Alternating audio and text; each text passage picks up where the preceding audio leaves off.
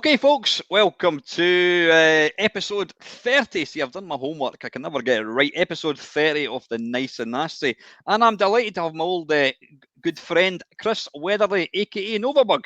Thanks for joining me, Chris. That's all right, Al. How you doing? You all right? Yeah, well, no, not bad. Not bad. You know, I was out with my daughter there, just we get the usual McDonald's on a Friday. And I thought, great, it's 6:30 and it's daylight. Well, it was starting to get dark. It's just I'm not a fan of the winter. I don't like dark nights. I like light nights. You can get out in the bike. You can take the dogs a walk. You know, Have you got that seasonal syndrome? Sad. Sad. Yeah. I don't know. Maybe no, I don't think I do. I think, yeah, I don't. I think, yeah, sad is people get genuinely depressed. I don't get depressed about it, but I'm quite a kind of. I like to kind of get out. I say I've got my dogs, Yeah. and I always feel sorry for them because during the winter, I've got two wee dogs, and if you let them out in the winter, they go out, they come in, they're soaking wet, they fucking shake themselves all over the walls, floor's constantly filthy, so they don't get much. They don't get much in the way of walks. But in the sort of better weather, you can get out. You can just enjoy it. Right. You know? You're more daylight as well. That's the main thing. Aye.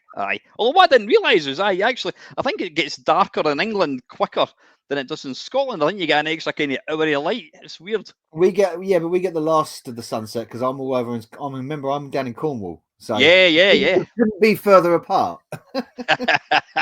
Exactly. We've got not a bad reception, all things considered. Listen, mate, I know you're obviously you're working tomorrow, hence the reason I did actually ask Chris if he fancied hanging on to join me for a live waffle, but you've got work in the morning, mate, so not a problem. Yeah, unfortunately so. But I maybe another time. Yeah, you're always welcome. You're always welcome. I think as I've gotten, not even so much gotten older, but I think just the longer I've been doing YouTube, I've come to realise I actually prefer just talking to people rather than sometimes. I mean, do you struggle sometimes? I mean, you obviously we'll talk about it later on. You've got your live streams that you do. Do you sometimes struggle if you're going to do maybe like a blog type thing, and you're sitting and on your PC looking at the webcam, and you start talking, and you think, nah, this is shite, and you just switch it off and you just kind of give up. I've done that. Sometimes, but I've got a way of doing it. I see some people like to script nearly every word when they do a blog, when they do a review or something like that, or some people just ad lib straight away. But I kind of do a mixture of the two. So I'll make bullet points to myself, scrawled notes that no one else can read normally. And I'll this is when I'm doing a review video or something like that, and I'll just start talking. And if I play it back to myself and go, now that could change, I'll just re-record the whole thing. I'll often do that. But when I'm doing the live stream, that is entirely off the top of the head. Yeah. Like the response. And it was my father says to me, he says he doesn't understand how I do it. He doesn't understand how I can just remove the dead air, stop the dead air. Yeah. Because it's always a bad thing when you live streaming is you want to reduce that dead air, because then it's like, oh, what do you say? What do you do? So I can get myself in trouble sometimes because I start thinking of wild stuff. And it's funny. I mean, you've been doing YouTube pretty much the same length of time as me, and when you actually stop and think about what you're doing, I mean, there's times where I'll go to do like a Friday waffle, and I'll quite literally be rushing about the last minute, and I'm sitting here waiting on my intro to finish, and I'm thinking I have got nothing to talk about, and yet I somehow managed to kind of irk it out for an hour. But it's an amazing thing. Like, I think in the early years, I had a lot to talk about because I hadn't done it. Yeah. You got these ideas, and you want to share your opinions on certain games and systems, and get across where your kinship lies with stuff. Mm-hmm. So in the first 3 years, there was a waffle video very regularly, twice every fortnight. Now it's very much. I mean, the schedule's very much down now. The live stream takes up the bulk of the channel now.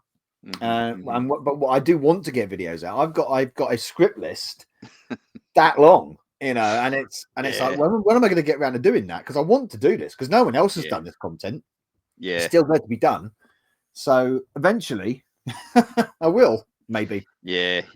I'm the same. I mean, I've got so many ideas and stuff, and I kind of got into a situation where it was kind of weird because when I was like, before I separated from my ex, I was obviously co-inhabiting the house, etc. And I seem to have all the time under the sun to do videos. And then now that I live with my daughter, now I've kind of technically got all the time under the world. I don't seem to have any time to do videos. It's a weird one. Yeah, I mean, I think work plays a part in that as well. When you change job, you think, oh, it won't affect it. I'll still have the same free time, but the stresses of the job change. So you need more R&R, and of course your family. With me, I've got 3 children in the house. It's difficult to sort of sandwich things in all the time. So you know, I end up doing a lot of like voiceovers late at night a lot of the time. Lose sleep. So do you kind of record the video? You'll record the gameplay part and then you'll talk over it. Is that kind of how you? Typically, but when I'm doing certain videos, so the high score challenge videos, the way I do those most of the time, not all the time, but most of the time, I'll practice the game, maybe record a few segments and stuff. But then I'll sit down, make sure I've got a couple of hours free, and try and record it, the audio live as I play it, which is tricky to do, and especially depending on the game. Some games you simply cannot do that with. But some games, when you're quite familiar with them, I can do that. I can just, because I forget the microphone's there. I'm just staring. The senses are dialed into the game, and I'm just talking as I go. And I personally think that makes for a more interesting video for like the viewer, because you're reacting to what's happening on screen. And the for a while, be more genuine. Yeah, exactly. And for a while, I would because I think because my daughter's through there as well, she's maybe in her bed, whatever. So I'll think, right, I'll just record some. I'll do an Arcade Perfect my arse. I'll play the games, and then I'll do the voiceover later on. And what I used to do was try and fool the viewer into thinking that I was actually doing the commentary at the same time. But the problem is the review videos, with the review videos, I don't do the live commentary on those, because sometimes you've got to, especially when you use the platforms I've got. So if you're using game platforms which have a lot of loading time, you know, even on emulator, they have a considerable amount of loading time. And then sometimes I'll even do like I'll do it off the actual system itself. So when I did my my Pinball Dreams video, for example, that was actually captured off a real Amstrad. So you've got to cut it up. You've got to cut it in the edit, because otherwise you're going to have all these loading sequences, which is just going to sit there and do nothing. So you've got to sort of like jump it, and then I'll do the voiceover afterwards. So it depends on the game, depends on the system, depends on the platform, depends on the video. But of course, some days I was trying to fool the viewer and thinking I was doing the live. I was talking while playing the game, and then something would happen and I wouldn't react to it. Whereas if I was playing it at the time, I would react. You would react, yeah. I now kind of tell people, look, I do these things after. I don't think it really makes any difference. But not really. Sorry. The power of power of production behind the scenes and all that kind of stuff, you know. Do you? I mean, your videos, and I'm always impressed with guys like yourself, and there's other people that do like Twitch stream. I don't watch Twitch at all, but you've got a really nice setup with the chat and all this, whereas I'm just like, mine's a shit. I don't really know how you manage to do that. I mean, do you obviously put quite a bit of time into editing videos and all that kind of stuff? Well, the OBS for the live stream, the OBS setup is just a load of resources popped on, and I occasionally update that, which I should update more. I mean, other people, like our mutual friend Zypho, he's particularly really good at it and putting all those effects on and everything. I think he has he does have a deck to shortcut all those, you see, and I don't. So I use everything on a keypad with shortcut keys. And because I use that, because I use it very basic, it's basic my end, but it comes across as not being so basic. Yeah. And I think the fact that I think it was Zoe, one of my viewers, I tuned in and said, "Have you got like 3 camera feeds going into the system?" I went, yeah, I do. Because I've got my camera, I've got the camera pointed at the tape deck, and I've got the capture. Yeah. Aye. So thankfully I've got a good laptop. My daughter actually bought that. She was going to do live streaming. She never did it, and I said, "Oh, can I have it?" That's it. Yeah, I need to get one of those. I don't actually know how to use it. I'll need to try. I know. Yeah, you can plug that in and set it up with OBS and other Stream Deck services, so you can shortcut certain things, shortcut a scene going into another scene and things like that. That's how it's supposed to work. Yeah, I mean, I think the only thing I do is if I need a piss, I just do like technical difficulty, bump. And then sometimes you forget that the microphone's still turned on so people can hear you. I've done that when the microphone's fallen out. Yeah. Carry on talking and no one can hear you. My audience, though, they're gits because they like to wind me up and they'll say things like, I can't hear you, when they clearly can, and things like that. But that's quite, it's not annoying, but when you're doing a live stream, you're like, I mean, it's not been the first time I've been talking away, blah, blah, blah, blah, blah, blah, blah. And then I look at the comments, it's like, we can't hear you. I'm like, oh, for fuck's sake. And then, of course, you fuck about with the volume.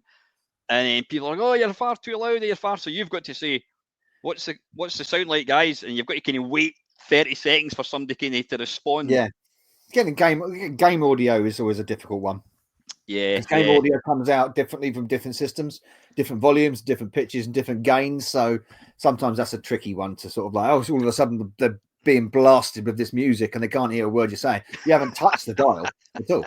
Have you ever recorded a video? I'm sure you have. You've recorded a video and it's all done and you think that's great. And then you go to play it before you upload it to YouTube and you realise that the sound is way out and you're like, oh, fuck, and you can't do anything with it. Well, I've done that with because I've always used the same microphone for a long time now. I mean, most people use snowballs because they're just really reliable. They're really reliable, solid. What do they call snowballs? A snowball, yeah. So that one of those. Oh, right. Oh, it looks like something out bloody Return of the Jedi, whatever the thing that flies about. Lots of people have them, and it's a solid microphone, and it does the job really well. But there's been times where I've not had the microphone; it's been upstairs or something. I've left it upstairs, and I've gone, oh, I've got to make a quick video. And I think recently I didn't mean to, but I ended up having used the microphone that's built into my monitor of my PC. Crap. Utter crap. And you don't realize how utter much crap it is until you play yourself back on it and you think it sounds like I'm talking down a 1978 telephone. It's terrible. And it was so distorted. But I had no time. I had to get the video out because it was a high score challenge and I had to get the video out. I just put in the comments and apologize for the microphone. It's garbage, absolute garbage. But I'm never going to do that again. It was a total mistake. I don't know how it happened. I was supposed to use the webcam's mic, which is a lot better. So, yeah. Yeah.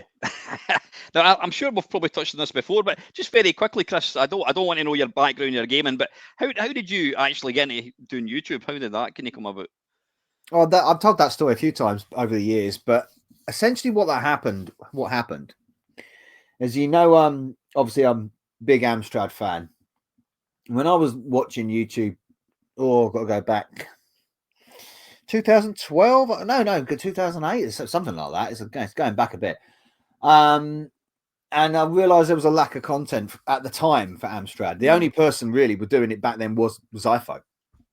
And Steve Benway, I don't know if you remember him. Yeah, well, Steve. Yeah, I mean, he got me into YouTube.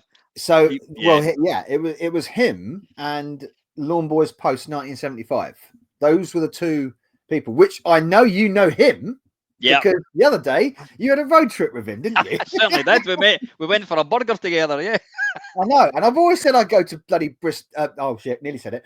I always even bleep that out. I always said I'd go to where he lives and visit him because me and him been talking. We got on for years and years and years. And we still do. Yeah. But we're very similar in a lot of ways. So it was. I saw his content, and his content is very raw and basic, and I like that. And I thought, well, hang on a minute. If I can do that, I mean, all I need is a camera.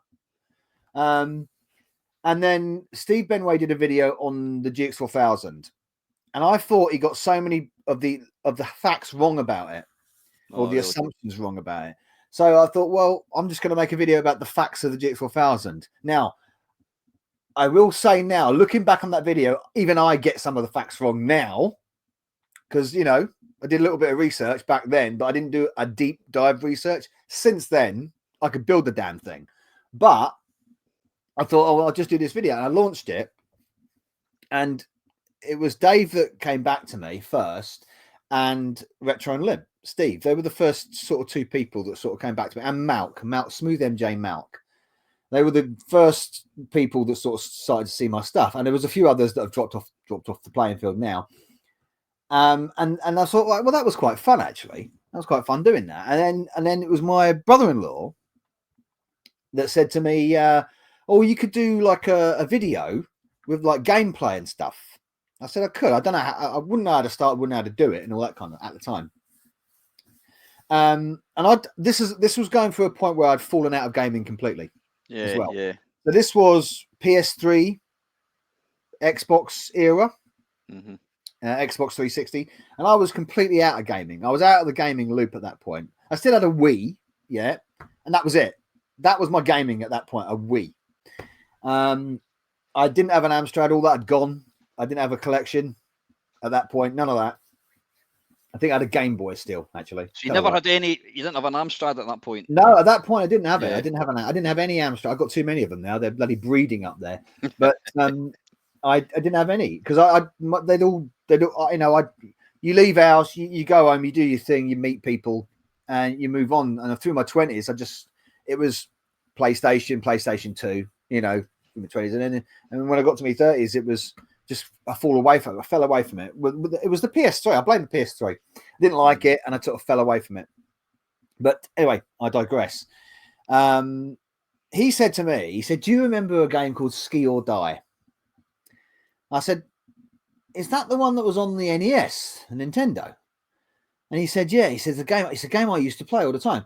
So I said, "Okay, all right." And I said, "Well, I thought then if I could do that, that would be the first gameplay video I'll do." And it was. It ended up being the first gameplay video I ever did. And how I did it was that's when I discovered emulators. I knew they existed, but I'd never messed around with them.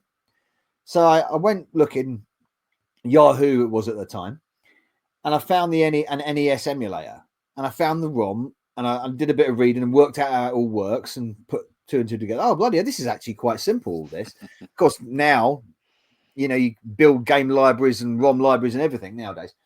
Made that video just by using Windows. What was it used to? Windows Video Maker, was it called? Oh yeah, Movie Maker or something. Movie Maker, something like that. Yeah, Windows yeah. Movie Maker, because it was built into the Windows XP system back then. That's right. Yeah.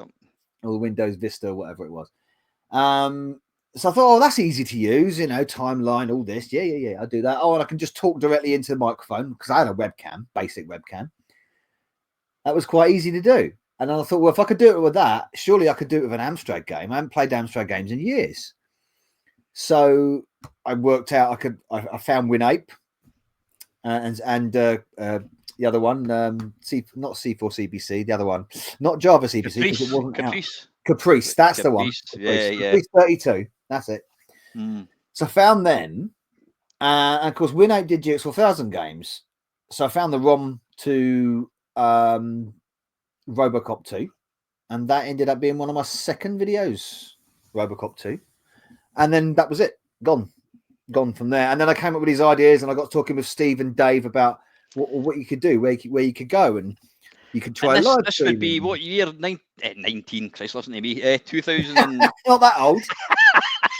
I just look that old. What was that, like 2010 or something? 12, something like that. I have totally forgot, but I will absolutely just try and find it, because the timestamp will be. I mean, I was already on YouTube. I had an account, but I'd never uploaded anything. Yeah, that was pretty large. I think I created a YouTube account. In fact, I think when you create a Gmail account, you effectively you get a free YouTube account. I think it was 2008, and I didn't do anything with it until 2013. I think. Yeah. So the first video, Retro Waffle, Amstrad GX4000. If you look back on it, it's funny because it's glitching. The intro glitches because I'd created this. I'd nicked this footage from an intro maker, and it glitches because the PC I had at the time wasn't very good, and it couldn't handle the bit rate, which is hilarious. That was 11 years ago. 2014 then. 2013. 2013 is there. It's coming up to 12 years, but 2013. But I'd had the YouTube, I think, account since 2008, but I never uploaded anything. You're exactly the same timeline as me. Yeah. Quickly, so you got the bug. Is that anything to do with how did the Novabug name come about? I had that before. So that came from internet cafes. Another story I've told a lot of times, but I would like telling these stories because they're like the origin story. So go back further than that. Go back to mid 2000s when Quake and GTA, the original GTA, and Command and Conquer were doing the rounds, and internet cafes were the thing, weren't they? They were everywhere because no one had the affordability of PCs and networking at home like we do now. So I had a community network internet cafe in local where I used to live in London. I used to go down there, play CNC, Quake, got Dungeon Keeper. Yeah. Oh yeah. Dungeon Keeper. A bit of X-Wing versus TIE Fighter. What a game that was. They don't make Star Wars games like that anymore, do they? Yeah, exactly. They really don't.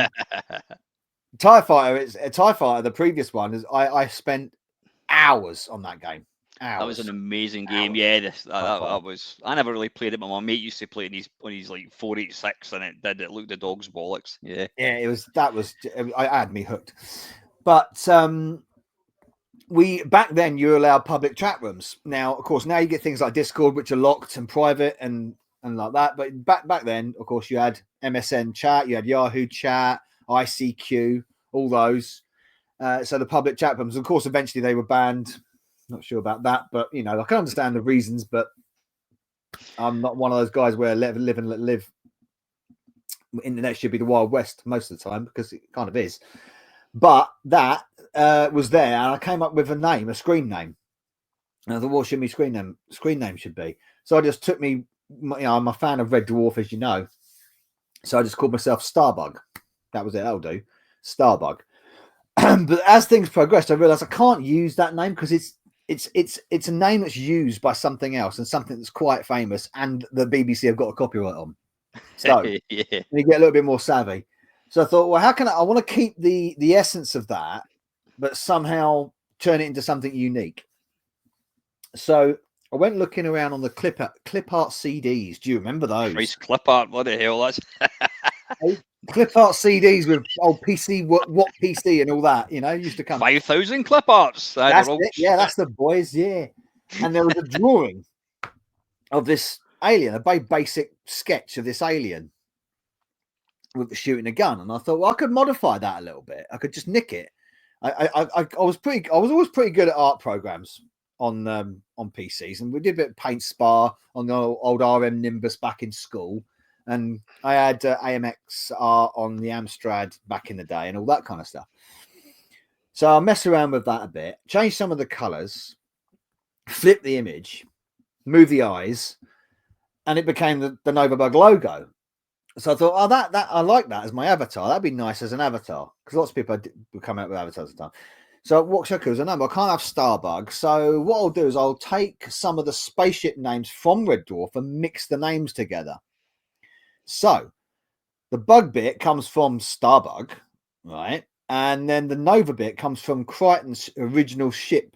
Crichton, the android character in the show, his original ship was called the Nova 5. So that's where Novabug came from.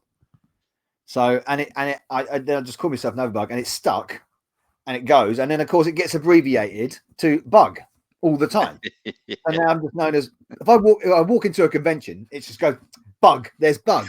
Okay, I don't mind that. That's fine. That's fine. And it's got a lot of comical connotations as well. Yeah. And of course, since then the logo's morphed and been, Harry did a digital edit of it and turned it into a sort of teletext art. And then another chap did a really good sort of anime render of it, which is the one I use a lot now, which I think is superb. So it's vastly evolved from the tiny little simple clip art sketch that it was originally. But the funny thing is, and is a funny thing, because it was public domain clip art, other companies have used it in the past. Oh, you've actually seen it elsewhere. Yeah. So Yeah, and the story goes, Lewis Waddington, who works for Arcade Club up in Bury, he said, I swear I've just seen your logo on a billboard driving down like towards Bury, or no, driving towards Leeds. And I said, well, you could have. I said, because it was originally, 20 years ago, it was sort of like public domain clip art. So anybody could have just lifted it up and used it. And sure enough, it was. They'd just blown it up into a huge, great bit. And I thought, bloody hell, it is. You've arrived. Bloody hell, look at that. It was the second time I've ever seen it, because the first time I saw it out in the wild was a soft play centre, when I was taking my kids down to a soft play centre, and they'd done a little menu for the kids menu, and they'd used this clip art, and it was the alien with the gun. I was like, so I didn't think that image at all. So are you, if you go into Google and type in Novabug, presumably it'll be me to you. Novabug, the Novabug persona has sort of taken over that image. Yeah. So and it'll match. It'll match my X account and Gab account and other things, and Discord and YouTube, and Facebook. Yeah, I remember signing up for some forum. I can't remember what the hell it was, and I put in MainMeister, and it's like, this is already in use. I'm like, what? You can't have more than one MainMeister. Surely not. I mean, it's a ridiculous name. You're never ever going to make that up. Yeah, but it's an upscaler. What's that? It's an upscaler. Right, sort of, almost. So that's how you got the name.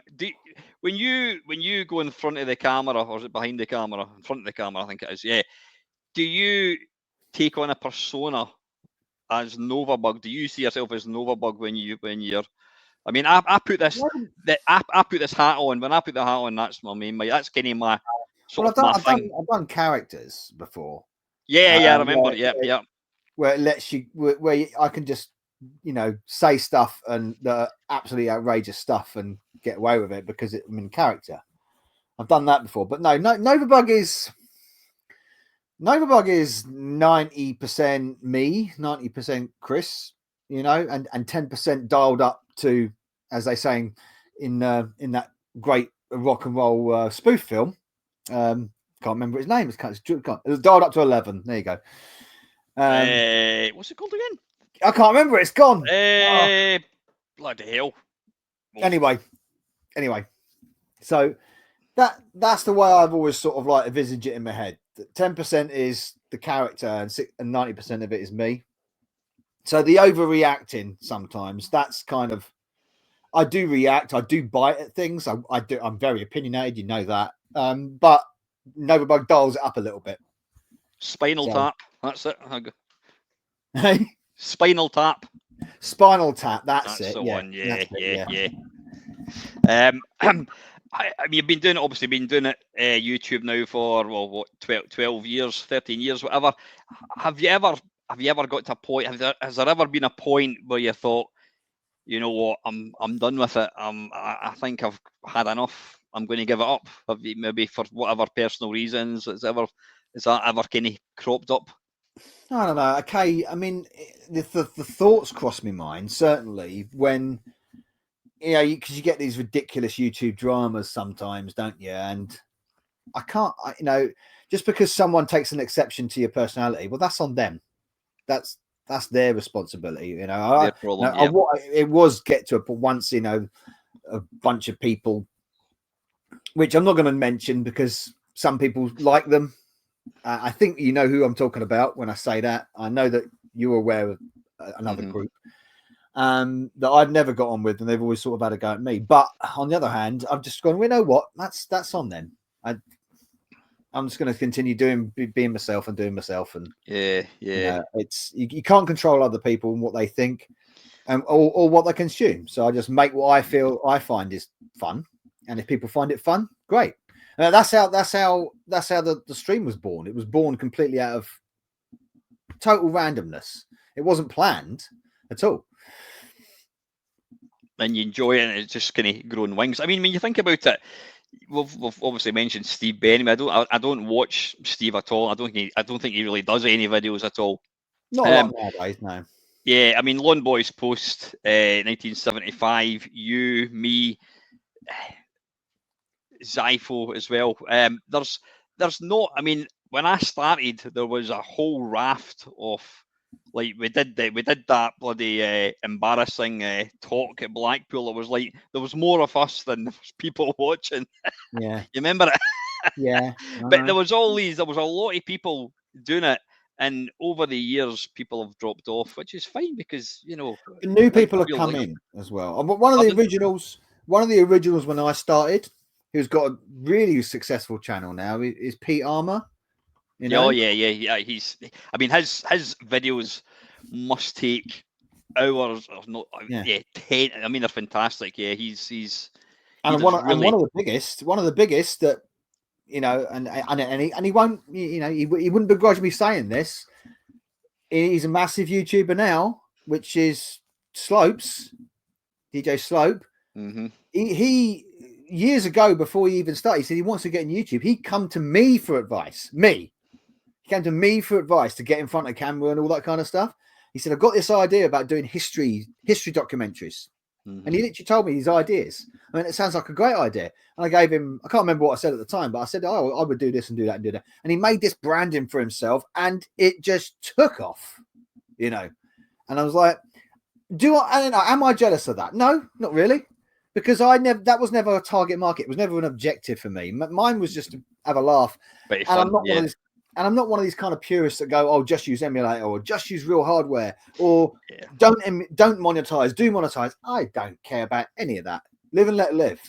And let live. Whatever anybody wants to do in their channel, let them want to do. I'm not interested. And if you enjoy the content, that's great. If you don't watch. Yeah.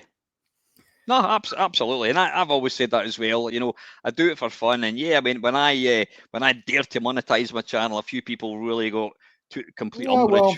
We may do that, and I'm like, I mean, ever since they let me monetize it, I just monetize it because the way I saw it was, well, making it, I'm not. It's not my job, but if it's chucking a couple of extra quid through a bit of advertising, what's the harm in that?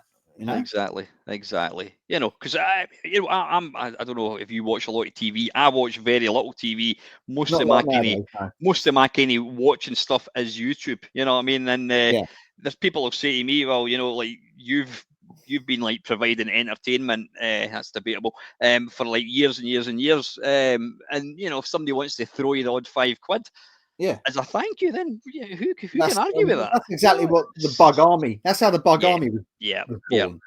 In the same way, it was just someone suggested, I could do that because I do. The live stream is difficult to do sometimes.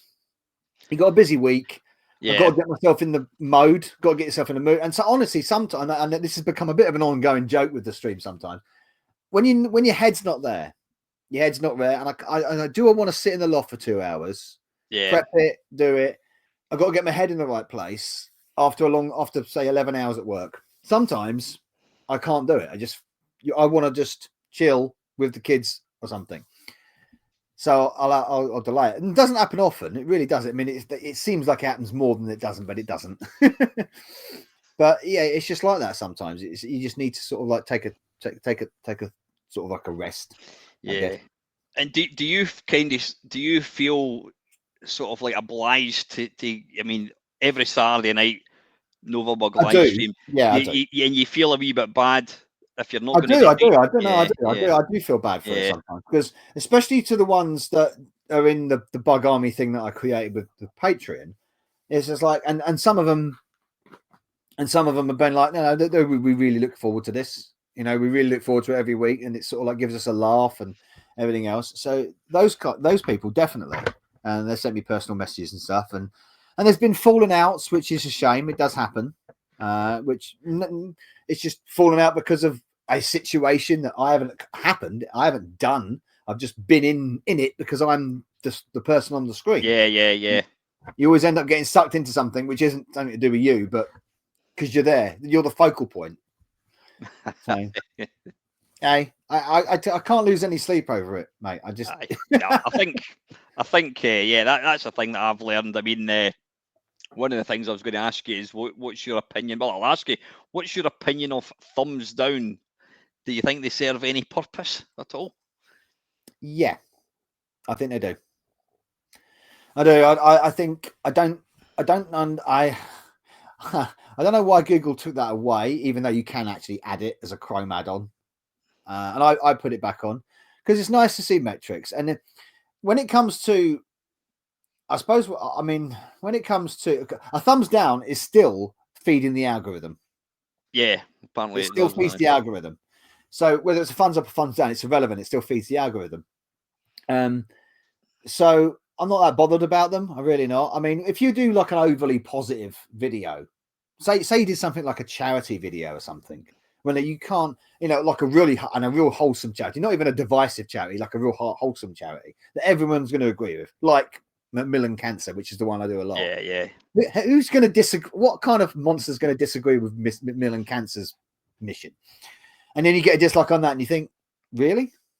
Nah, it's just sad on them. Yeah, I mean, I did. What's quite interesting, it doesn't. Well, I don't have that thing enabled, but if I look at my video and it says, I don't know, 100 views, or it will maybe say 75% likes. I've got 4 likes, or see, I've got 3 likes. 75% of them are positive. That means that I've got 1 dislike. I've seen me put up a video, just some generic video about, I don't know, playing a game, and within 30 seconds, it's like refresh. Oh, I've got a thumbs down. Yeah, I think with the bigger stuff. It tells you a lot about the video and whatever the subject matter is. I think that's interesting. So when you get, say, a movie trailer or a game trailer that's pushed by the critics as being the best thing since sliced bread, and the viewers say, no, it's not. Then you get a better, more balanced view of things. I don't believe on all this bot farming stuff. I don't, there's a degree of it that goes on, but on the scale that certain people claim it is, I doubt it a lot. I very much doubt it a lot. But so I think it's a useful thing to know. It's a useful thing. But, I would always say anyone that's thinking about going to do YouTube is have a thick skin. Don't just you've absolutely got to. I'm just conscious of time. Well, I've just got another couple of wee questions I want to ask you, Chris, if that's all right. That's all right. How very quickly, how do you feel that I hate that word retro? Because they're just a game's a game. It's not a retro game. You don't watch Star Wars and go, I watched a retro film. It's a game. An Amstrad game is still a game. It's not a retro game, but that's what we call it. How do you you've been on YouTube now for 11 years? How do you how have you seen how like the retro scene in general has kind of changed, obviously with the price of everything being ridiculous and there's a lot more channels? Do you think it's changed for the better, or what's your thoughts on that? Oh, that's good. I'd say the exposure is more. I think it's very saturated now. It's a lot to jump on. I mean, look, because every teenager in America and his dog is going to do Minecraft and COD and all that, and it's boring. And my boy watches Minecraft videos all the time. I ain't got a clue what's going on, not a clue. So it's nice to see more unique stuff focusing on things that are not always focused on.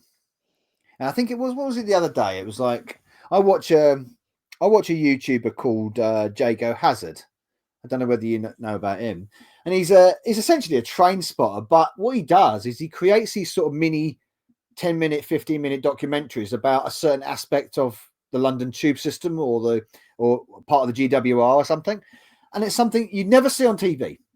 You never know that level of detail. Yeah. And he's gone out and he's shot these lovely images of trains in the countryside and parts of the cityscape. Again, unique footage that you wouldn't have got on the BBC or wherever. And then he's gone and researched all this and scripted it into this brilliant short form documentary. And it's like, that is really enjoyable to watch. You don't see it anywhere else. You didn't see that kind of content anywhere else. So things like that is great. When we're talking gaming, again, it's massively saturated on YouTube. And retro, if you want to call it retro, 8-bit, they've certainly got bigger. And I think it's helped by a lot of independent developers, sort of our age, maybe older, thinking, oh, I've always wanted this game on the Commodore or something. Let's make it. And they teach themselves assembly, and they teach themselves C, and they make the game. And it's like that. I love that. I love that. I love seeing new games on old systems.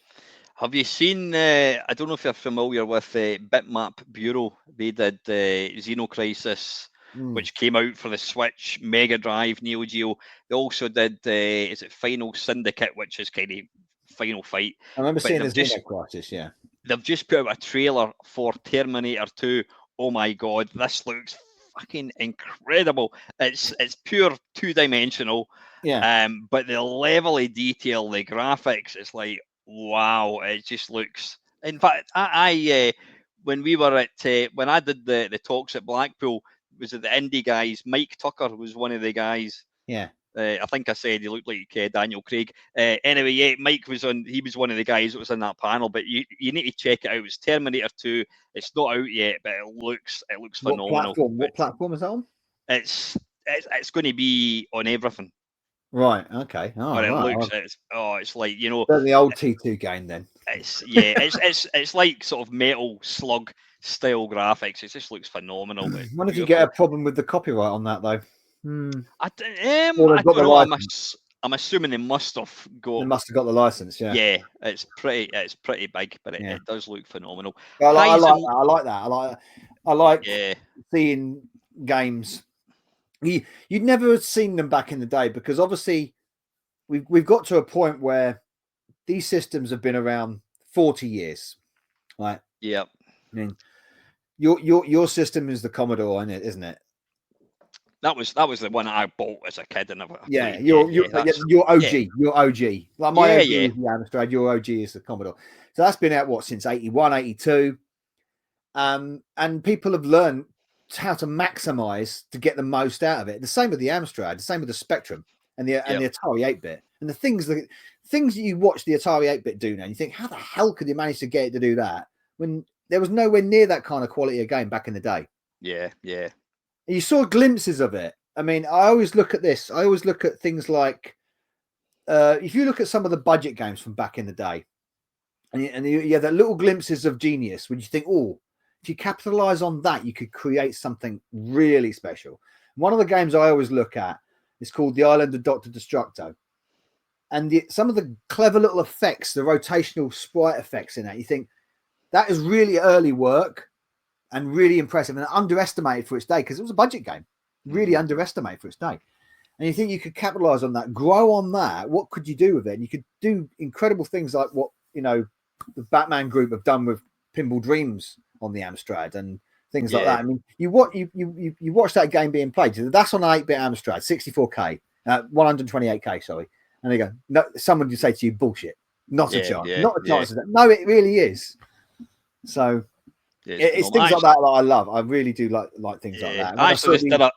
I just recorded a video. I've not actually done the commentary yet, and I've called it it was going to be 10, but then I remembered one more, so it's my top 11 wow moments, wow gaming moments, things.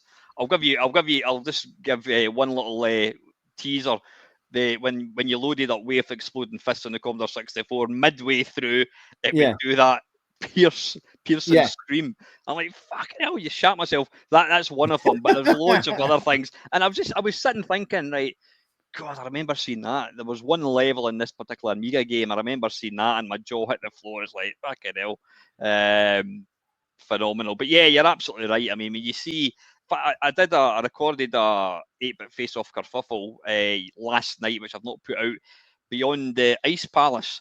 Oh my God, what a beautiful game! And I've got to say, I've not decided. I've not done the commentary yet, so I've still to decide what the best version is. But apart from the Spectrum one, they're all absolutely gorgeous. And I've got to say, the Amstrad one is so vibrant, like the explosions and all that. It's absolutely stunning. The particle effects on the shadow. Yeah. It's beautiful. That's crazy. It's beautiful. That's very dynamic software. They used to love that kind of stuff. Yeah, the dynamic software to make very, very difficult games. Spanish House, and they love all that particle effect stuff going on. Do you think? Look at things like Tranta and Savage and stuff like that. You know, it's all the particle effects going on. And Beyond the Ice Palace, which was originally supposed to be a Thundercats game or something. Oh, is that right? Something. Well, look at the main character. He's yeah, very yeah. Rhino-esque. He's got the big mullet like I had back in the 80s. Yeah. That's a beautiful game. I've asked you this: highs and lows on YouTube. What is there? Any particular one high? Any particular one low that you can think of? Oh, the high is meeting people that I would never have met before. Yeah, yeah. Now, I've never met Steve in Liverpool. Never met you in Scotland. I would have never met Dave down in the West Country. Yeah, you know, I would never have met them. Yeah. So and building the ones that are still now since I started, like Dave, you know, Lawn Boys Post, Retron Limb. I've known them from Dot, and I'm still mates with them. And me and Steve are like that. You know, now it's like I would never have known that. I would never have known them people. So that's probably been definitely the high. I would agree. Yeah, it's the people. I think that's a high. Any one low that you can think of? When people, no, one low. I mean, again, it's an encompassing low when people decide they don't want to associate with you anymore, and they'll make up some excuse about, oh, I don't like your politics, or I don't like your way you look, or don't like, you know, whatever. You know, just be honest. You know, if you don't want to watch, don't want to watch, but don't make it a personal thing. I don't understand that. I mean, you know, this is the problem when in the modern day it's getting worse in a way. Hopefully it'll get better soon, but politics just creeps into everything. Even gaming, you want to keep something gaming, and politics has to creep into everything. It's like, look, we've all got our positions on things. Just ignore it. Just carry on and bond with what we like all together, and that's gaming and friendship and all that kind of stuff. All the good stuff. Yeah. But if somebody came to you and says, Mr. Weatherley, I'm wanting to start up a channel all about the I don't know, the Amstrad computer. I want to do a YouTube channel. Can you give me 3 top tips? What would be your 3 top tips to any person that wants to start a YouTube channel? And they're not interested in making money. They're just wanting to do it for fun. What would be your top tips? First of all, have passion to do it. Okay, so if you've got passion to do it, that means pick a subject matter which is beloved to your heart. Because if you're going to go, oh, I want to make a channel and I'm just going to do it on the PlayStation 2 because PlayStation 2 was massive back in the day. Yeah, you never really had that much love for it, which most people did, to be fair. But then don't do it. But if you have a love for something which is just intrinsically part of you and part of your growing up, then you know that you're going to be, you know, really invested in it. I know I'm invested in mine because I wouldn't do things like that. So there you go. Cool. Where did you get that? Wow. I actually got that yesterday. Really? Wow, that is bloody cool. Fantastic. Yeah. Is that right? Well, I take it you've not revealed that yet. That'll be going out on tomorrow's stream. I've already revealed it because I've done my video on it tonight. Right. Because this will be going out probably next Tuesday, if you know what I mean. So I'll see you next Tuesday. Well, I saw what you did there. Yeah. There you go. Second tip would be just get half decent equipment. So don't cheap out on the equipment. So don't sort of like say, oh, I've got an old PC with a crappy little mic, you know, get a proper mic, get a proper camera, get proper software. Don't have to be high end. It doesn't have to be massive, but just to be decent enough to get that. Yeah. Because obviously, when you're using poor content, when you're using poor software and poor computers and stuff, it's actually more frustrating making it because you're not happy with the output. Yeah. And I suppose you're going to end up, if it becomes a complete chore to edit it and that, then you're going to end up just not doing it. You'll get disinterested. And then make contacts. Just make natural contacts. That's what I would say. Yep. Totally agree with number one, the passion. I mean, if you and I were wanting to make money, we would be doing reaction videos, or we'd be talking about Donald Trump, or we'd be talking about whatever it is. people are going to watch. I mean, I've thought of it. I mean, I'm not going to lie. I have thought of it. I thought, given my opinion on certain things, I could probably do a lot by talking about things like that. But do I really want to jump on that bandwagon? I don't really. My opinions are mine. I share them with my friends. I share them with my family. Might share them on social media now and then. But do I really want to go YouTube down it? Not really. YouTube's for gaming, fun stuff. Yeah. Because the stuff that we do is so niche. I mean, I'm going to be honest. Obviously, the live stream, going right back to the beginning, a lot of that stuff is off the top of my head. So, of course, parts of your life and parts of other things do come into that naturally. It naturally happens. Entertainments, world events, things like that just naturally come out, and you pass a comment on it. And most of that is just, boom, most of it's just passing comment, doesn't mean nothing. Yep. And that's what's got me in trouble sometimes. Do you back up any videos? Do you have backups of any of your videos? So if YouTube went down tomorrow, I used to religiously. Yeah. The gameplay ones generally are. None of the live streams are. They're all just stored on YouTube. But some raw footage ones I do back up. But and some of the big edits, I do that. I definitely back up the big edits. So when I do the top 11, which bloody well I'm 2 years behind now because I've never got around to doing them. I've got 2 videos to make, 2003, 2004. Got to do them soon. But I haven't done them yet. But anyway, they're big edits. They'll take a while to compile and create. So I'll always make a backup of those. Yeah. Very last one before we actually crack on with what we were here to talk about. What do your kids make of your YouTube channel? What do they make of it? Well, my eldest, she wanted a channel because they're both into anime, and she created a channel, and she's got more bloody followers than me within 2 years. But the reason why is because she's gone down something which is ultra popular over in the States and Japan. Aye. So if you're going to go down that niche, that's what's it called? Gacha life. No, anime. It's an anime subculture thing. Yeah. But very popular apparently. So hey, good luck to her. And but she can't monetize yet because she's still underage. But they think it's great. They think it's great. But Alexis, my eldest, and my youngest, my son, they like getting involved. They've been on camera. I don't mind them being on camera. They get involved, and we've done sort of comedy videos and skits and stuff. There was a nice one we did in the garden where I was reading out a high score table as they threw water and flower bombs on me and eggs and stuff, which was quite a funny little thing to do. So yeah, they like it. Yeah. I think Eva doesn't bother. I think sometimes she'll tell. I think some of her friends think that I'm quite a cool dad. He's got a YouTube channel. Yeah. I'm just like a man that never grew up. But well, most of us really, isn't it?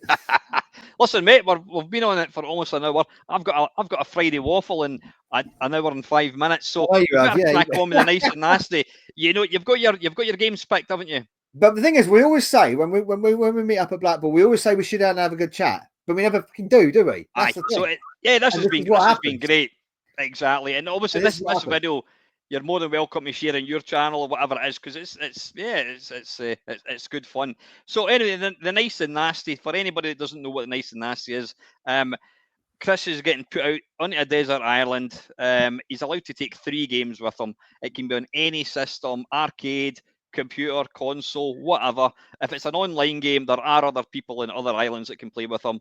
And then the flip side, he's allowed to pick 3 games for whatever reason that he wants completely eradicated from history. So your first choice that you would take to your desert island, Chris, what would it be and why?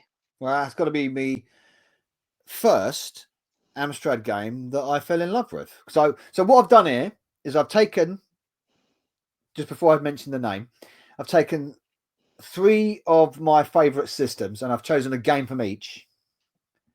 So to get a balance. So it's not going to be 3 Amstrad games. But it has to be Manic Miner. So Manic Miner was the first game that I played. It was the first game I completed. So I wouldn't mind listening to Hall of the Mountain King over and over and over again. That's fine. And you can always, and I'll never get tired of the joke, Minor Willie. So, I never even thought about that one, actually. Whenever you get to level Attack of the Mutant Killer Telephones, you still smile. You still smile because you think that's mad. That is bananas. But it's just a bit fun, and it'll make me smile. It'll make me smile forever. That game. So. Yeah, I've got to be honest. It's a game that I remember my mate. My mate came down to see me one day and he went, "Oh, I was up at my cousin's house last week and he was playing this game, Manic Miner on the Spectrum." I'm like, "Oh, it'll be shite," and I never really looked at it. But it's one of the few 8-bit games that I will put on and play just for fun. It's such a brilliant game. Wildly addictive for such a simple game as well. Yeah, and it would be the Amstrad version that you would take for obvious reasons. Yeah, because it's slightly different to the Spectrum version. Is it really? Yeah. How does it slight differ? changes. So level 5, it's called Eugene Wazier. Eugene's Lair, yeah. Eugene's Lair, it's called on the Spectrum, but it's not called that on the Amstrad. It's called Eugene Wazier, I think. Oh, really? Yeah, something like that. It's slightly different. And I think the last cavern is different because on the Spectrum it's called Final something, is it? The Final Frontier. Something like that, yeah. I think on the Spectrum it's called The Final Frontier, but on the Amstrad it's called That's It, Folks. This is the last cavern. And who programmed it? I take it wasn't Matthew Smith. Matthew Smith. Did he do the Amstrad one as well? I think he did both, yeah. Oh, right. Yeah. It's interesting that he changed the names. Apparently, the best version to play is, I think it's on not the Atom, what the hell do you call it? Oh, what was that bloody Spectrum? Oh, what was it called? It was like a kind of unofficial sequel to the Spectrum. I can't even remember what it's called again. And it doesn't matter, but a fantastic game. So if I was to ask you to play it right now, what level would you get to? Oh, I typically get to Skylab Landing Bay on any given sitting, and then I forget the sequence of the fucking things crash on the platforms. And then if I get past Skylab Landing Bay, which I think is level 14 or 13, maybe, I get past the bank pretty quickly. That's for a later level. That's actually quite an easy level, the bank. And then you get ridiculous stuff. The last 4 levels are nightmarish. So Amoebatron's Revenge, the warehouse, the worst level in the entire game. The warehouse. God, that's a killer. Solar power generator, that one could get you, and then of course the final one. So, but typically, Skylab Landing Bay is normally the level I'll get to. I think it's about 14. Level 15. Like you're much better than me. I think I can usually get to probably the level after Eugene's Lair. This is about 6. I think the processing plant. Yeah, is that the one with the kangaroos who go burr, burr, burr, burr, and you walk along? You have to drop down. No, that's the VAT. Oh, is it the VAT? Yeah, the rats is the VAT. I think the furthest I've ever got was Revenge of the Kong Beast or something. Was that what it's called? Yeah, Revenge of the Kong Beast is the second one of the Kong Beast. No, it's the first one. I think it is. I think it's the first one that I've got to the first Kong thing. Yeah. Yeah, so you got Mutant Kong Beast. He's after the VAT. You got Mutant Kong Beast. Then you've got the Wacky Amoebatrons. Then you've got a Dorian Forest, and then you've got Attack of the Mutant Killer Telephones. After that, I can just see somebody 20-year-old watching this, thinking, "What the fuck are they talking about?" I think I'm getting the order correctly. Excellent, no, brilliant first choice. So it's a game that you've completed, but it just makes you happy, and it's like me playing that game as well. It's just a joy. It's everything that's good about video games. They should be fun. Yeah. So we go. Yeah, game number 2.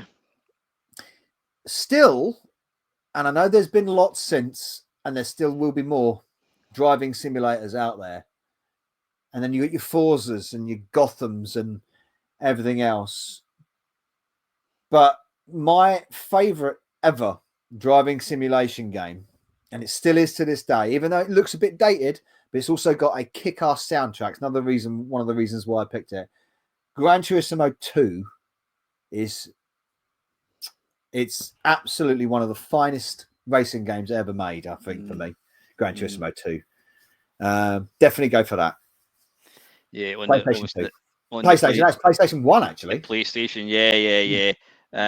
I actually played the original just fairly recently, and yeah, it obviously looks quite dated, but I mean the physics Yeah, that use it to get your driving license and all that kind of stuff. it's a massive game. GT2 is a huge game. Never done everything in it, never managed to, because it's massive game. Funnily enough, I got further on GT3 on the PS2 because I found it easier to progress through. GT2 always can up being back because that intro with the it's got the Cardigans, favorite game. Brilliant intro song, really gets you going on that intro video, and things like that. It's like, it was one of the first games that I tried to load up on my bar cab when I built my bar cab. So I thought, can I get PlayStation games running on it? And I got Worms running on it, which is very difficult on an arcade stick, highly difficult on an arcade stick. Can I get GT2 on it? I got GT2 running on it. It's not a very good experience with the arcade stick. It doesn't really work well. It actually works better with a controller or a steering wheel. The fact that I got it working was amazing. So, yeah, GT2 is just one of those seminal classics for me. Yeah. What did that become? Did that? They don't have Gran Turismo anymore. That became Forza, I think, was it? No, still Gran Turismo Sport was the latest one. Right, yeah, the PlayStation. Was that be the PlayStation 5 or something? Yeah. I don't know whether it was on 5, but I know it's on 4 because I've got Gran Turismo Sport. Yeah. Which is essentially the 7th game, I think. Essentially the 7th one. So it's incredible when you look at how like video games have evolved from I don't know, I was going to say Turbo to something now is like bloody hell, just incredible. So that's going to be. What's that? Bit of Buggy Boy still good. Yeah, so I mean, Gran Turismo 2, obviously, it's a massive game, so plenty for you to do. And when you're stuck in your little desert island, you can be driving about down in Devon, whatever it is. It gives you that driving experience as well. See, it's very easy to say something like, when you look at PlayStation, it'd be very easy to say something like, I don't know, Symphony of the Night, some of the massive, Final Fantasy VII. Great, they're fantastic games. Thing is, I've played and completed Final Fantasy VII probably about 20 times over the years. Really, yeah. And that's breeding all the gold chocobos and getting all the master materia. And I ground that game to the dust. I really did. Still love the game, but would I get any more out of it? I'd get more out of GT2. Does that have like the Ghost Driver mode in that at all, in it, where you can race yourself effectively? I think, on the time trials, I'm sure it does. On the time trials. Yeah. I always remember a really nice story I read on, I think it was on the internet, and it was a guy. I think it was a letter or something in a magazine, and he said that he'd found his, what would it be, Xbox 360, and he loaded up Forza. Was it Forza 2? I think it was Forza 2 or something. Yeah, it was either Forza 2 or Forza 1. I think it was, and he dug it out of the loft and he loaded up Forza 2, whatever it was, and he says that his father, who had passed away like 5 years earlier, he found his dad's ghost image his game file, computer, and he says that he was playing against, it brought his dad back to life. He was racing his dad in this game, and he didn't have the heart to beat him, because he knew if he beat him, he would like erase his dad's ghost thing. So that's a really nice thing.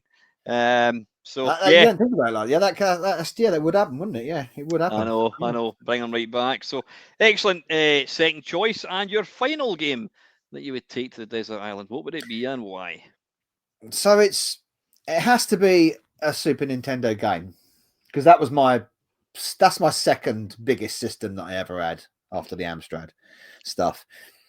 So and I want something to give me a big soundtrack. So I've got a lot of music, because if I've only got 3 games, I've got no music. I need something with a lot of music in it. And the Super Nintendo's music was incredibly good at certain points, and there were so many choices that I could have picked from the SNES. You know, I was thinking about Star Fox and the soundtrack to that. Obviously, the Mario World would do me head in on soundtrack basis. So it would have to be, and you wouldn't get a lot of replayability out of them. I've got to admit that on neither of these choices. So it's either one of two, and I can't decide what one it is. I'm probably going to go with Secret of Mana or Seiken Densetsu 2 or some. That was Squaresoft, was it? I think was it Squaresoft. It's originally supposed to be a bigger game on the PlayStation, but they had to compress it down for the Super Nintendo. I don't know much about it. I mean, I remember I was never really into RPG games. I remember like Zelda came out, whatever it was called, Link's Awakening. I can't remember when it was. And then The Secret of Mana came out. I remember reading like in Superplay this massive review, and it got like 97 out of 100. And my mate got it, and he raved about it. So yeah, it was. It's the real time multiplayer in it as well. I mean, if we're allowed to play with other islands, then I could use that on a Super Nintendo with a real time multiplayer. You need a very long extension lead for the multi tap, but it would still work, I guess. And binoculars, but yeah, it was the RPG. I mean, Link to the Past. I think you were referring to when it comes to the Zelda game on the Super Nintendo. That was Link to the Past. So I'd never got into that, funnily enough, but I'd played Final Fantasy V previously, and I like that. But Mana was more of an approachable style, and the menu system in it is very user friendly, and I just love the theme of it, and the fact that you got 3 people that you find on the way, and you can explore this world where the 3 of you need to work together. And by the end of the game, you really do need to work together. You cannot complete the game without the other 2 characters working with you. So do you control all 3 characters then? Is that how it works? Yeah, if you're playing single player, you can alternate between them. You can switch between the characters. And you have to do that in the final stage. If you're fighting the final boss at the end, you've got to do like a dual cast spell on you for you to hit him. Things like that. But it's the soundtrack, the whole presentation of it. The soundtrack is just incredible. And when they've done these, they do these live orchestras. They've done it with like Star Wars and Doctor Who and all that kind of stuff. They did it with Secret of Mana because the soundtrack is so just incredible that you've got this orchestra doing the Secret of Mana soundtrack, and it's just that would take you away. I just put the game on, wouldn't play it, just lie back, Yeah, you're right though. I mean, the one of my favourite games in the SNES is quite a simplistic kind of RPG. Is ActRaiser. I don't know if you've ever played ActRaiser, ActRaiser, yeah. Just to start. Yeah. It's like pure cinematic. Yeah, great game. I actually started playing that again on a wee handheld that I've got. I've said, if someone said, "What system would you have?" You just one system. I actually wouldn't choose the Amstrad. I know it's horrible to say it, but I wouldn't choose it because I'd have more long fun with the Super Nintendo. It would be the Super Nintendo over the PlayStation, the PlayStation 2 over the Amstrad. The range on the Super Nintendo is immense. Really immense, and there's very, very few really bad games on it. There's not many Ultramans, put it that way.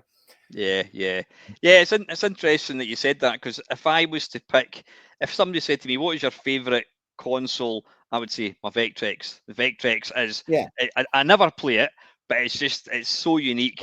But if I was getting put on a desert island and I was allowed the entire back catalogue of this system, I would pick the Xbox 360 because there is so much. There's everything there.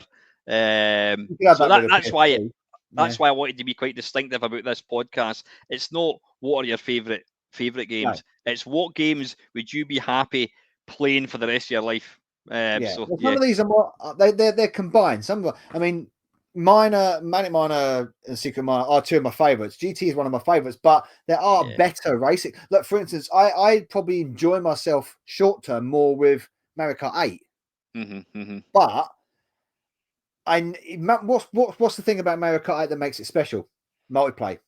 you know, online and stuff like that. Yeah. And parts just would be great, but I'd probably get sick of Mario Kart 8 pretty quickly. Can I ask you a controversial question?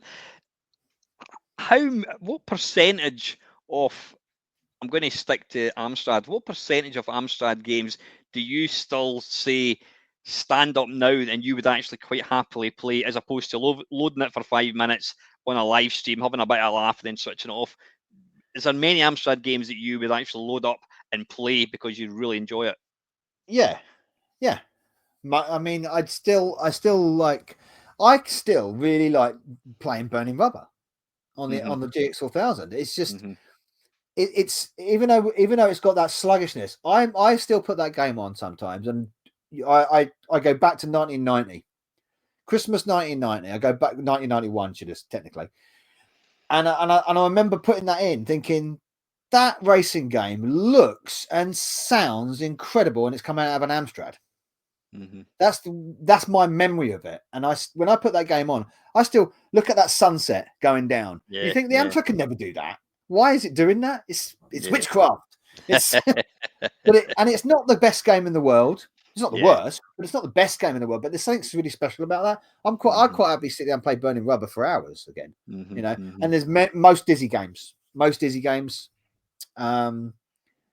You know, I'm just trying to think. There's a few shoot 'em ups that I really, really did enjoy. Tornado Low Level. I love that game. Yeah, that was an impressive game. Absolutely love that game because it's so simple, but it's so addictive and tricky as well. I'd always recommend games like, if you want to play a game, a retro game which is like really good, Tornado Low Level is a brilliant game to sort of go for, I think. I did another video that I've done, and I've not yet done there's a bit of pattern form in here. I recorded my top 10 Spectrum games. I'm not going to tell you what any of them are, but some of them are downright diabolical. But you know what? I love them. I absolutely love them. You know what I mean? And it's a personal thing, isn't it? Well, a lot of people don't like Golden Axe on the Amstrad. They think because Golden Axe is very beloved to the arcades and the Mega Drive, of course. And a lot of people, they really didn't like the Amstrad version of it with the limitations of what the Amstrad could do. I loved it. And a lot of people think, oh, it's janky and it jerks and it scrolls horrible. Yeah, it does. But I still find it really fun to play. So it's unique to perspective, though, isn't it? Yeah, of course it is. Sorry, we're going off topic again. We'll get it back on nice and nasty. You've picked your 3 games. You've got Gran Turismo 2, you've got Secret of Mana, and you've got the Amstrad game, which I'm trying to remember what it was called. Manic Miner. Yeah, there you go. Yep, three completely different games. So they'll each will itch or scratch the respective itch. Why did I say that? Anyway, you know what I mean. They're completely 3 different games. Totally get. You've got one.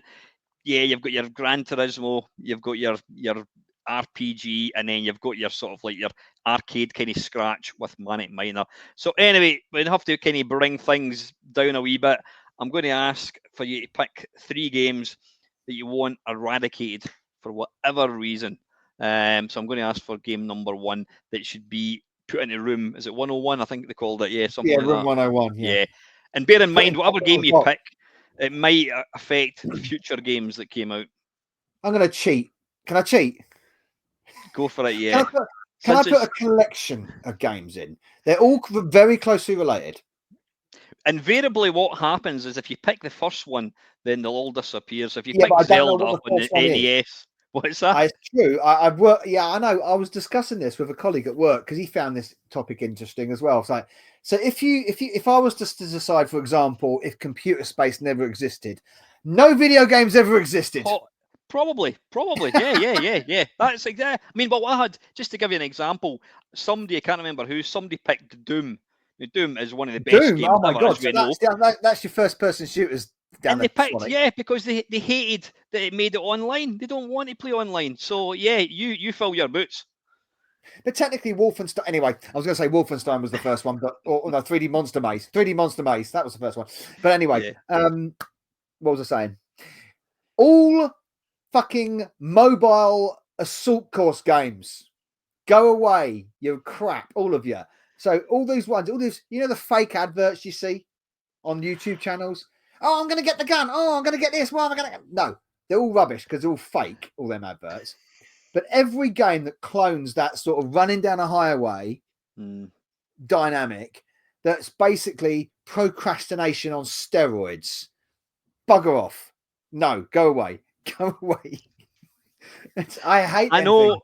I know exactly what you're talking about. It's Ninja anytime you go to Escape was one of them. Ninja Escape, Max Runner, Blob Runner. Blob Runner was one of them.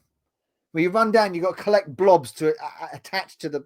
Go away! Oh, so irritating. And of course, every 5 seconds, it's would you like to pay for this? Oh, would you like all the bloody paid content stuff? Go away! Hate all that. Go away. Not productive. Not skilled. Rubbish. Sorry. It's interesting you're talking about because I actually quite fancy playing that game where you're moving down, you just move left and right, and you think to shoot the barrel, it's got 100 on it, and get the big gun. That's the kind of stuff. Yeah. Go. No. But it doesn't. It's like vaporware. It doesn't actually exist. It doesn't exist. No, it's fake. It's fake. Yeah, it doesn't exist. Yeah. I'll tell you, you've got me going now.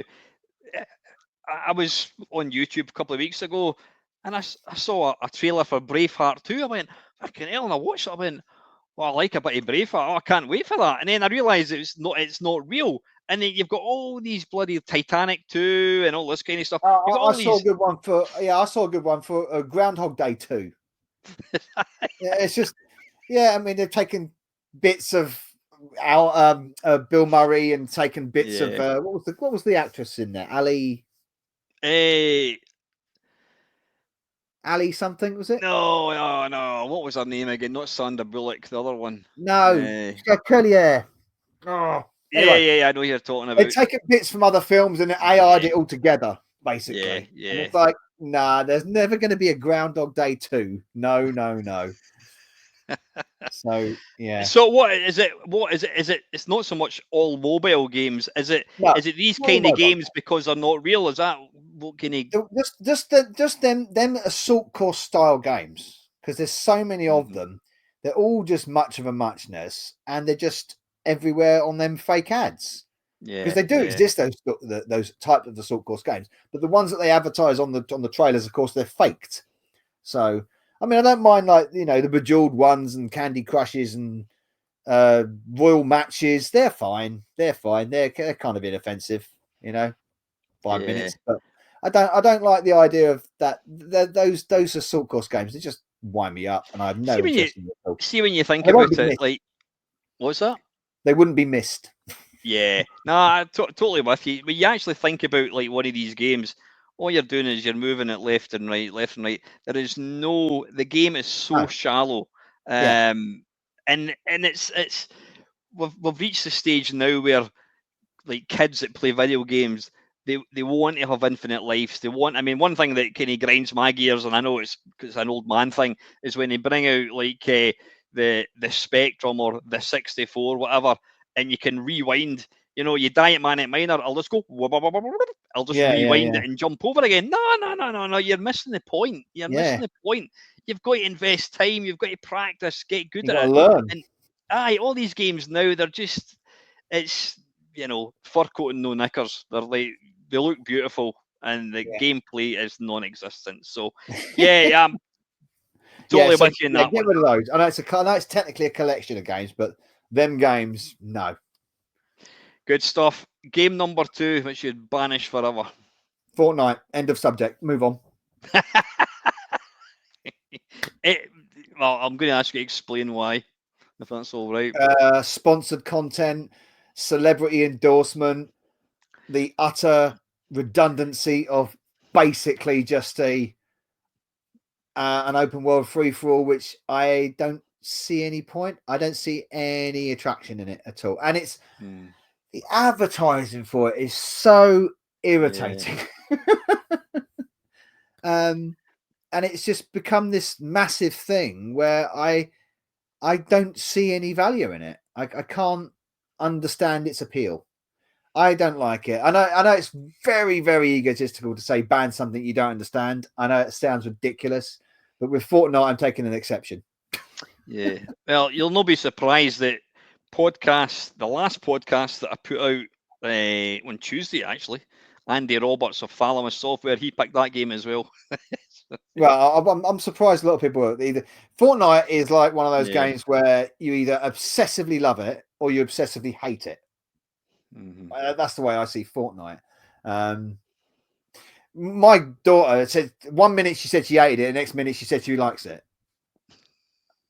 So, no, get to a game that you and stick on, and she could because she likes Secret of Mana. That's more like it. Excellent. And game number 3, final game that you would like to eradicate. Right. Okay. Multiple reasons for this. It's in Western world, this game has the sort of reputation for being the game which popularized digital human capture.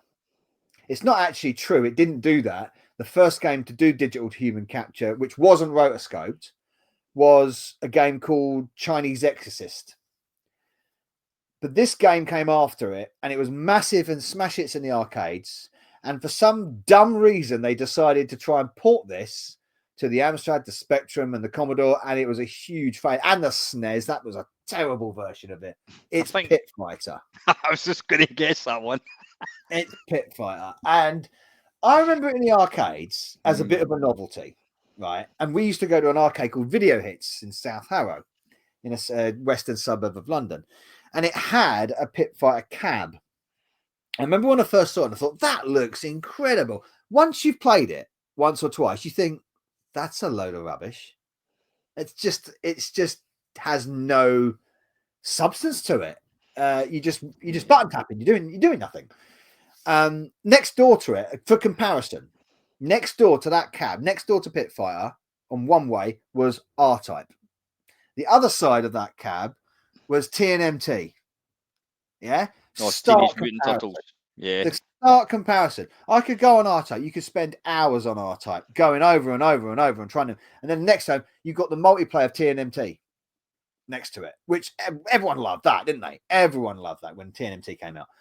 And I'm thinking this cab is it wants to try and show you something. Oh, look what I can do. I can show real people, real muscle men. But that's really all it does. It doesn't do anything. That's the first reason. It's an overrated game. Second reason, they should never have attempted to get that game on any 8-bits. Absolute travesties and a waste of everybody's time. You've played the Commodore version? Yes. I've done an arcade pair for my arse, and it's fucking hilarious. It is dreadful. Amstrad version, dreadful. The only thing about it, actually, the music's all right in all versions. That's the only thing that's decent about it is the music, but I can forgo that. Spectrum version, absolute diabolical. So that's the second reason. And the third reason, this is the most important reason, it takes away the actual real game which should have pioneered photorealistic digital capture of human beings, which should be Mortal Kombat. So Mortal Kombat should get the accolade, the original Mortal Kombat should get the accolade for promoting that into a good game. So you're actually creating a good game. Whereas everyone says, what was the first game to do digital motion capture? Oh, it was Pit Fighter. Well, no, it wasn't. It shouldn't be. So everyone should immediately go Mortal Kombat because it was a good game.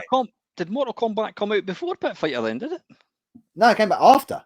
Oh, yeah. That's what I'm saying. It should be the game remembered for pioneering that technology when it's not. Not really. Yeah. It was Pit Fighter. So with no Pit Fighter, you wouldn't lose that technology because Chinese Exorcist would still exist, which was the game that originally did it. So you could get rid of Pit Fighter. There's all that wasted time gone. Maybe coders could have gone and put their efforts into other games. You could have put a decent cab in the arcades where Pit Fighter would have been. Maybe you could have put, I don't know, Ghouls and Ghosts would have gone lovely in there. You know, Golden Axe would have gone lovely in there.